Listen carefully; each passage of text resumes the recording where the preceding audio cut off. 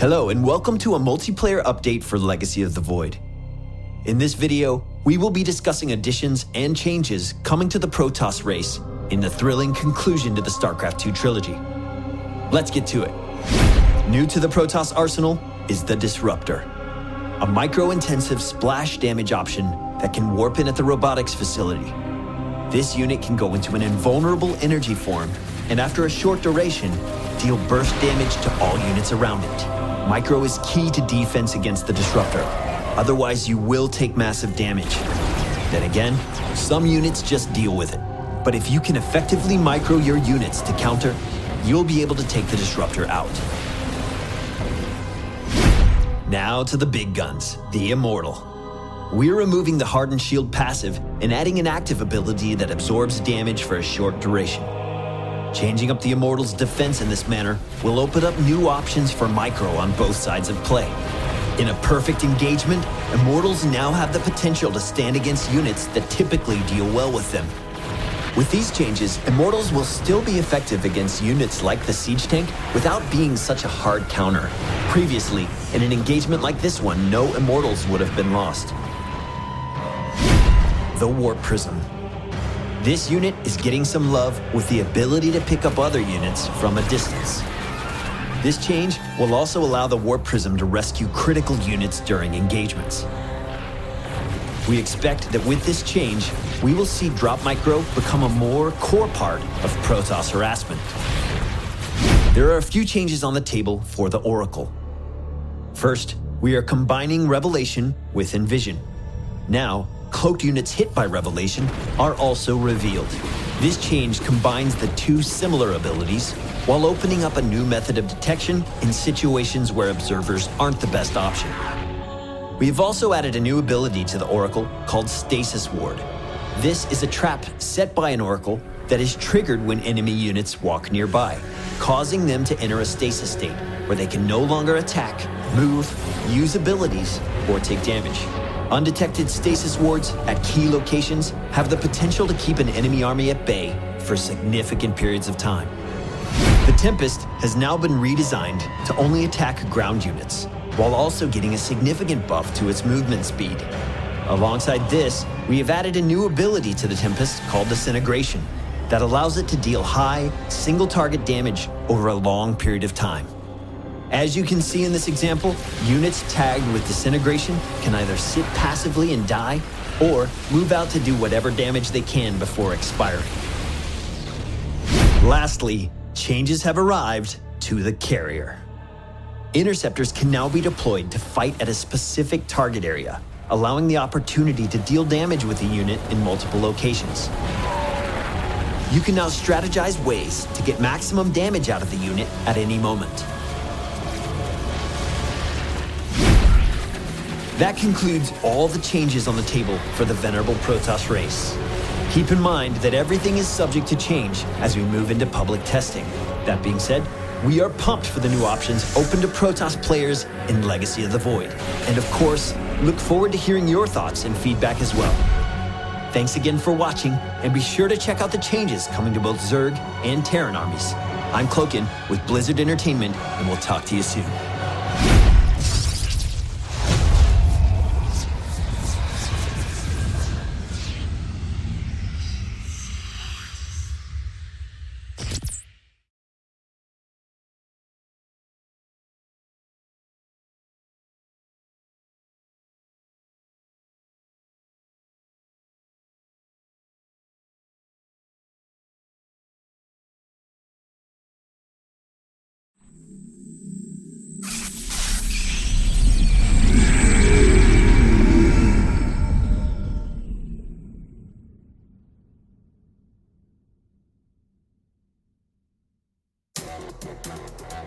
Hello and welcome to a multiplayer update for Legacy of the Void. In this video, we will be discussing both new additions and changes coming to the Terran race with the final installment of the StarCraft 2 trilogy. First up, let me introduce you to the Herc.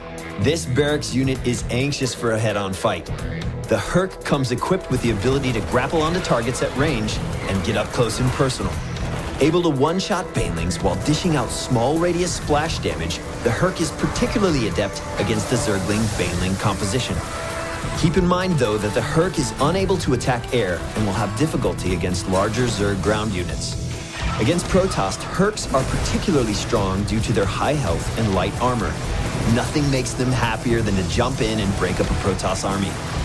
But it only takes a few well-placed zealots to deal with the Herc squad, so prepare yourself to counter appropriately.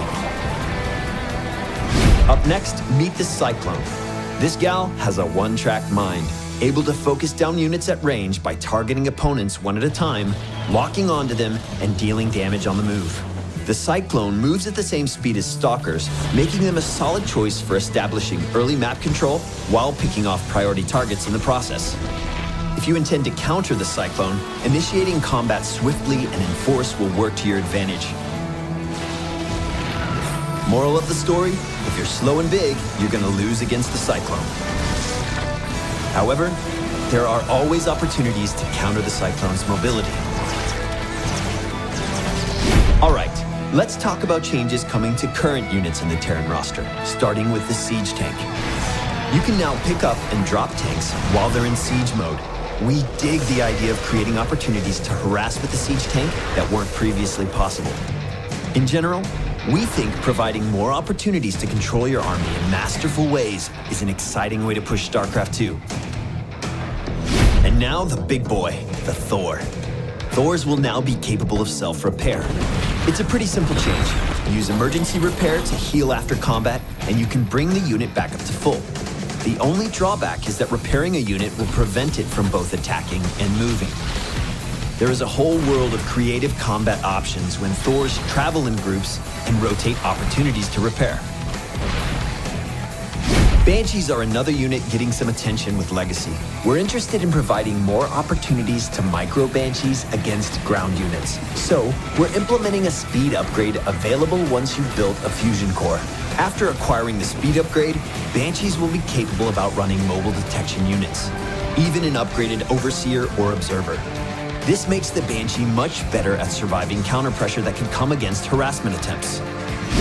All right, last but not least, let's talk battle cruisers. These iconic capital ships can now teleport anywhere on the map without vision.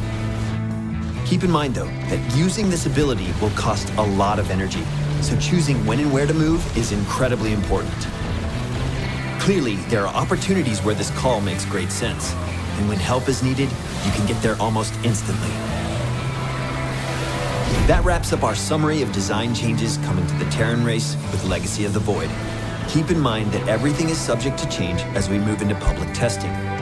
That being said, we hope you're as excited as we are to share in a new experience of StarCraft that will be more fast-paced than ever before. Thanks for watching, and be sure to check out the changes coming to the Zerg and Protoss armies as well. I'm Cloakin with Blizzard Entertainment, and we'll talk to you soon.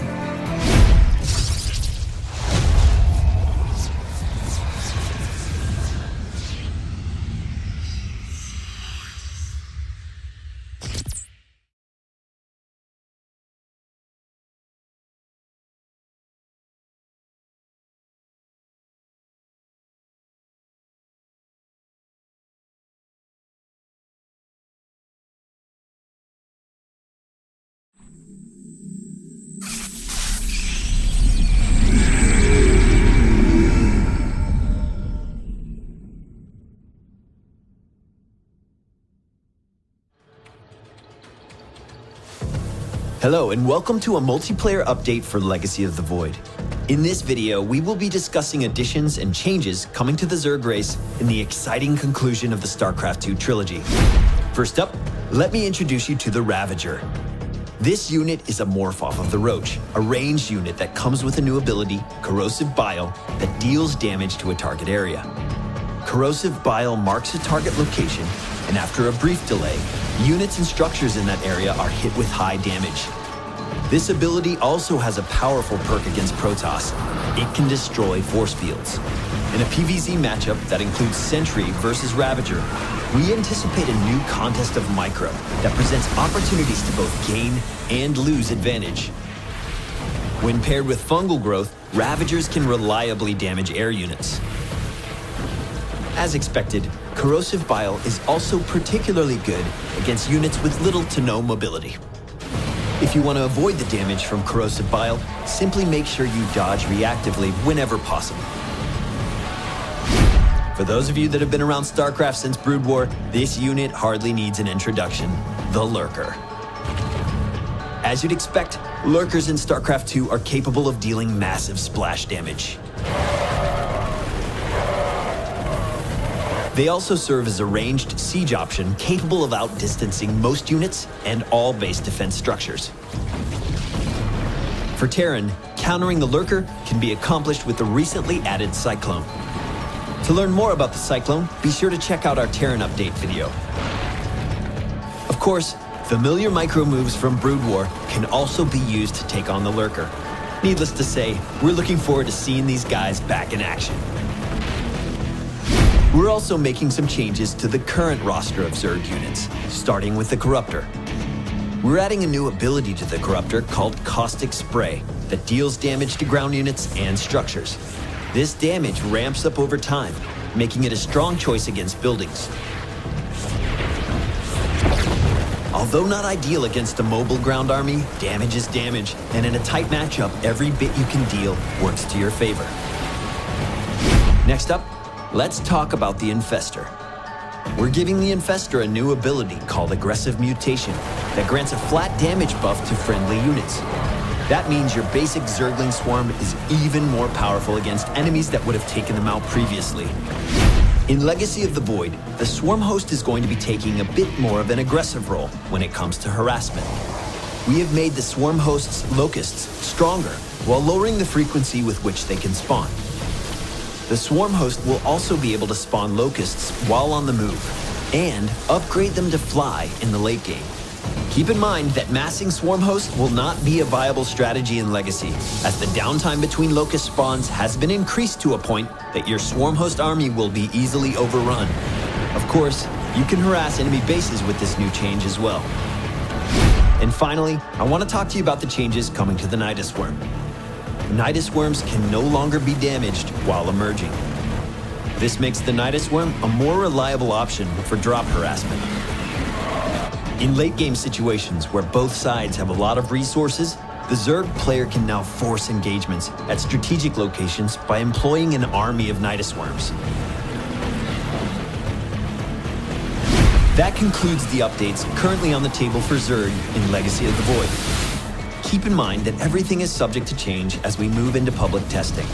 That being said, we are excited for the new possibilities available to Zerg players in Legacy of the Void, and look forward to hearing your thoughts and feedback as well. Thanks again for watching, and be sure to check out the changes coming to both Terran and Protoss armies. I'm Cloakin with Blizzard Entertainment, and we'll talk to you soon.